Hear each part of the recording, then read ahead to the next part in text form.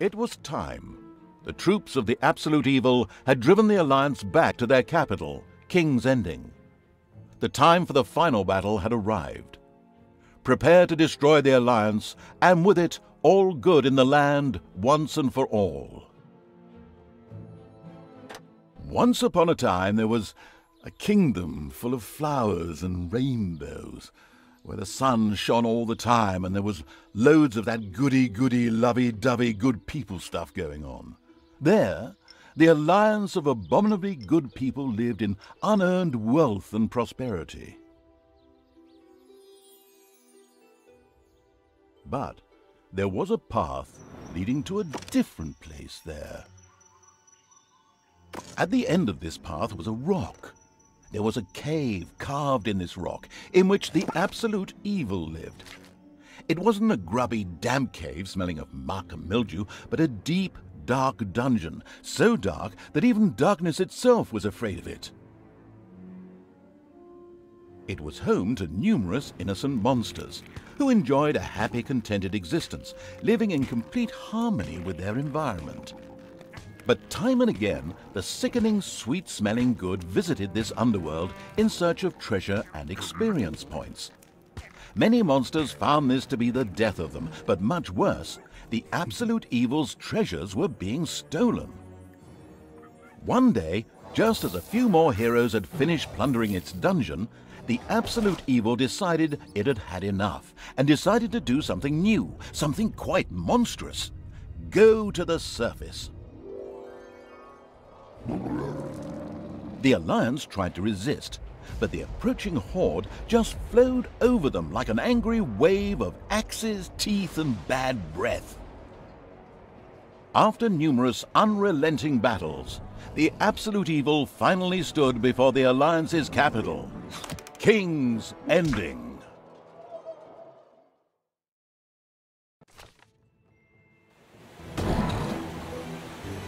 After countless battles, the forces of the Absolute Evil reached the Alliance capital, King's Ending. The laughable remnants of the forces of good had come here to make ready for the final battle. Evil would pay a high price indeed to storm those fortress walls, or so they thought. Suddenly, a rumble rose from deep within the earth. Stones burst asunder, revealing an ancient path into the depths. Out of the depths of Stygian darkness arises the invincible evil. With earth-shaking steps, the unstoppable evil began its trek towards the front. In the terribly improbable event that it may have forgotten how that works, a formidable help function has been provided.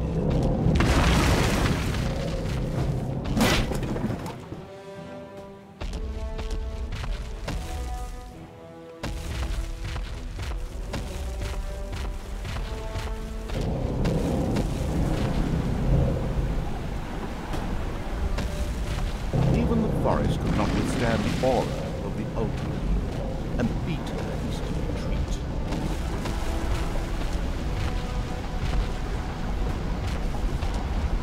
A few of the Alliance units had entrenched themselves here.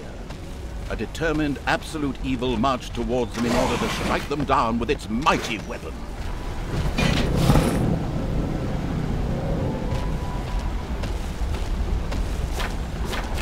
The Absolute Evil had discovered a medal.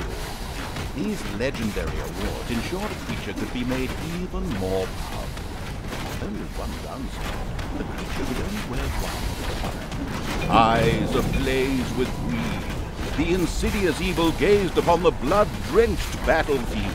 Here the last defenders of good would die, and an age of evil begin.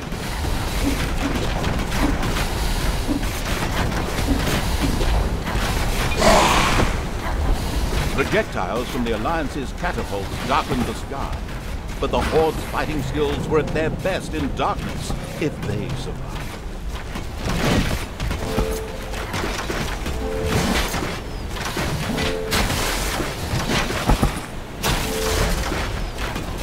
Absolute Evil strode like a war god through the defenders' ranks and smote them with ease to the ground.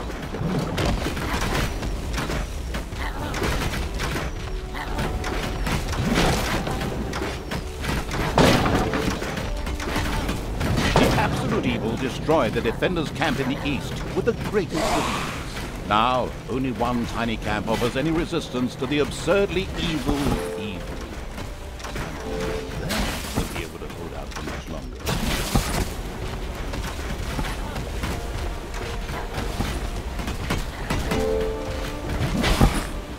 Defeating good was as easy as taking candy from a baby for the unstoppable evil.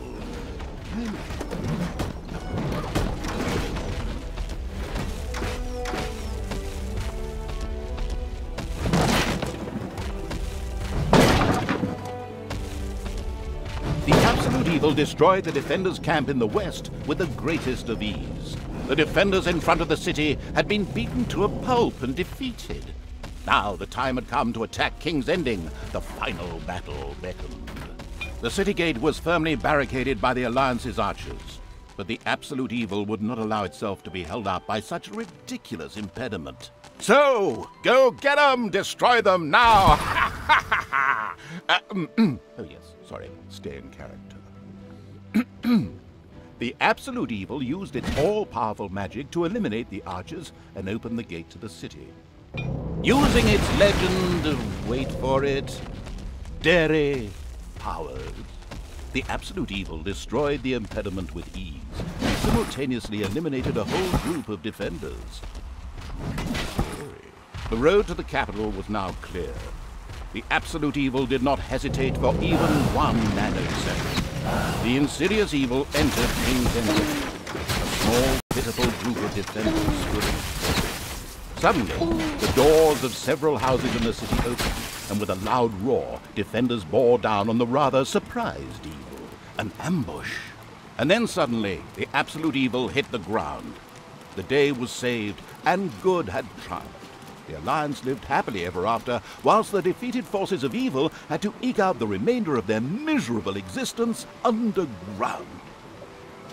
No, of course not. In reality, absolute evil was not defeated, but, it just took a little comfort break. A short while later, it arose once again.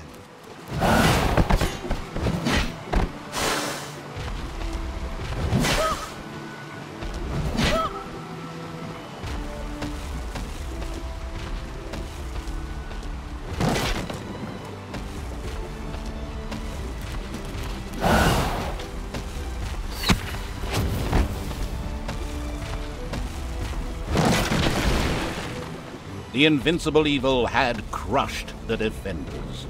King's Ending had been defeated. At least, that's what it thought.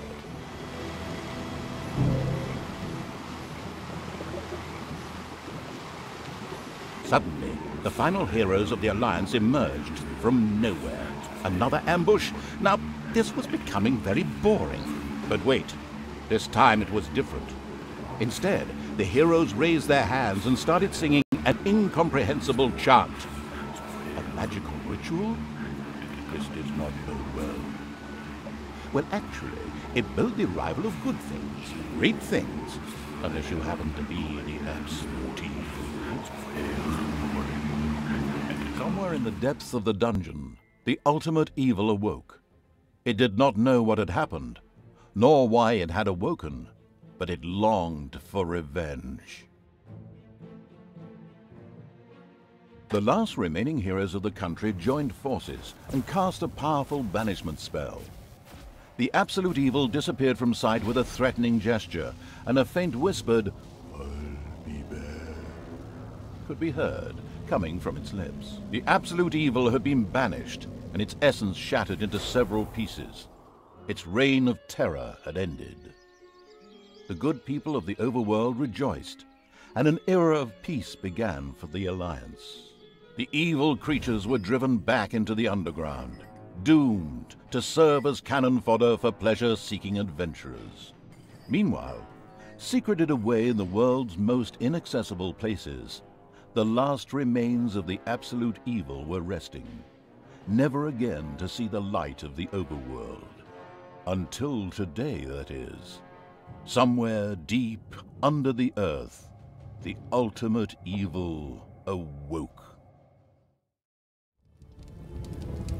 and the Hand of Terror arose, controlled by the ultimate evil. Come on, Hand of Terror, arise, damn you! Methinks that exploring the surrounding area would be a sensible strategy. However, to do this, light would be required. Still not bright enough. An old throne room was revealed by the light. The circumstances remained a mystery. The Hand of Terror flew through the throne room, following each and every thought the ultimate evil had. After a few flying sessions, the ultimate evil was able to control the hand with ease. The time had come to call forth creatures who were completely devoted to it and would do its dirty work. Little Snots were the dregs of each and every dungeon and spent their time taking care of it. The expansion-mad evil hired one Snot on the spot. The first Little Snot appeared. It was completely ready to work in the dungeon and to crawl in the dust before the ultimate evil. Little Snots were important to the ultimate evil because they took care of many important little things, such as excavating new areas. The psionically gifted evil could sense the presence of something important that was buried to the south. It instructed its Little Snots to dig in that direction. As quick as a fart, the Little Snot made his way to the marked position and began to dig. Behold, the creatures of the overjoyed evil had apparently been much more industrious than it had thought. A great dungeon was revealed behind the wall. Everything was already in place. Doors, traps, a well-filled treasury. Oh, wait, treasury?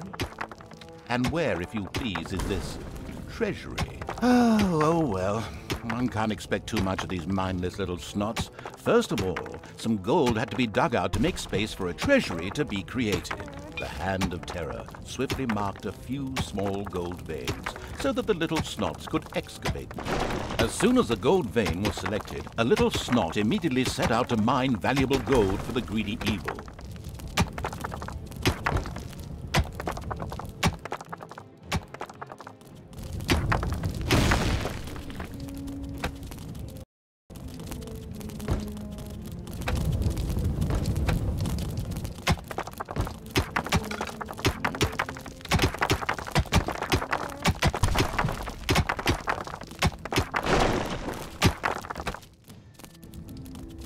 Once most of the gold had been mined, the Hand of Terror quickly created a treasury on the spot so that the precious metal could be safely stored.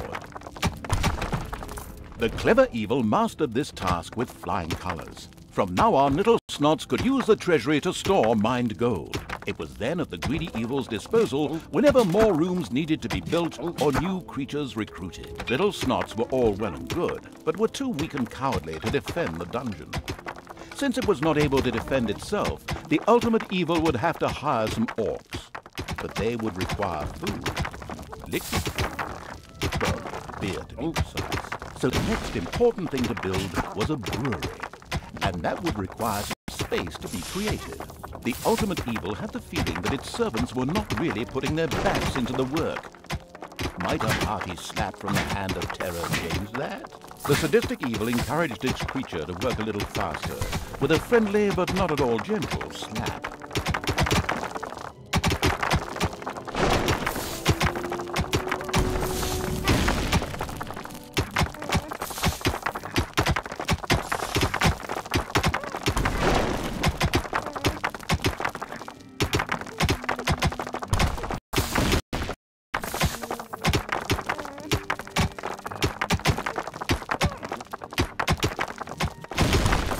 There was now an area cleared for the brewery site, and with quick finger snaps from the Hand of Terror, the room stood ready.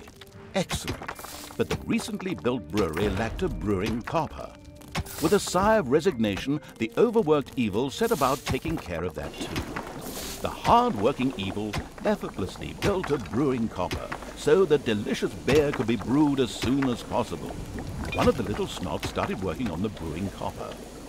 The nostalgic evil banished all thoughts of Oktoberfest and brass bands. Those would have to wait.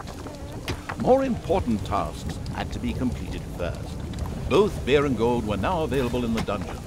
so it was time to hire some creatures to defend against greedy heroes or whatever else snuck around underground. At present, it was only simple orcs declaring undying loyalty to the ultimate evil. The rest of the horde was scattered to the winds. Orcs were defensive, close combat specialists, capable of dealing with many opponents. However, they were very vulnerable to ranged attacks. It's payday! An eerie gong rang through the hall. It did not bode well for the ultimate evil's treasury stocks, for at each sounding of the gong, the creatures would collect their undeserved wages. However, there was little it could do about this, as it was chained to the throne. Thus, it had to give free rein to its servants' desires, for the time being at least.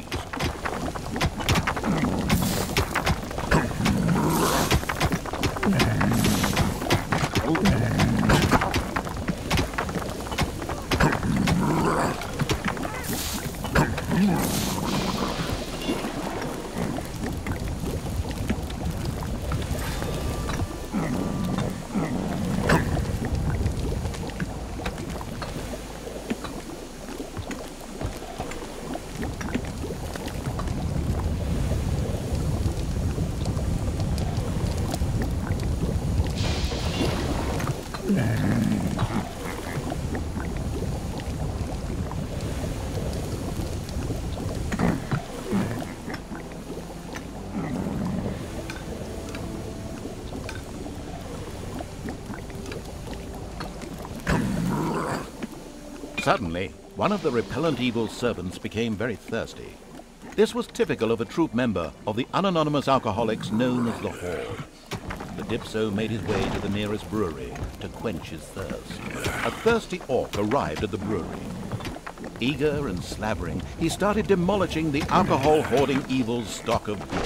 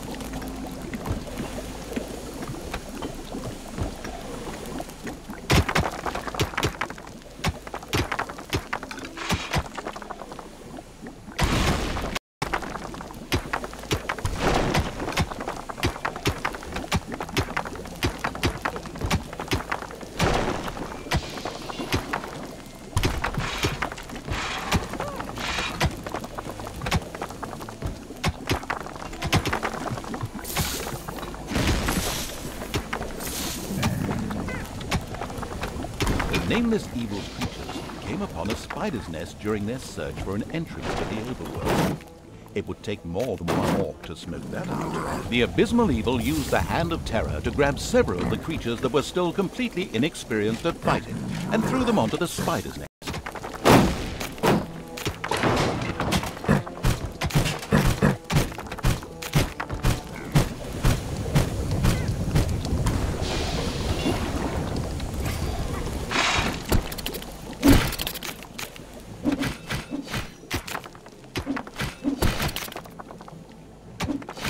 The spiders dropped like flies.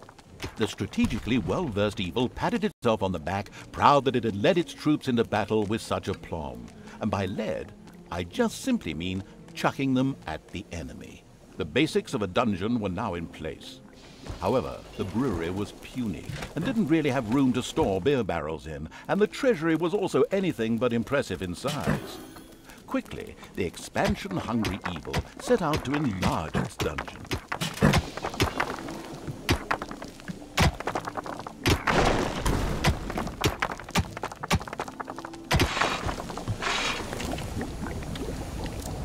one louse-infested orc crawled up from the depths and declared allegiance to the ultimate evil. The first step towards the creation of a powerful army had been taken.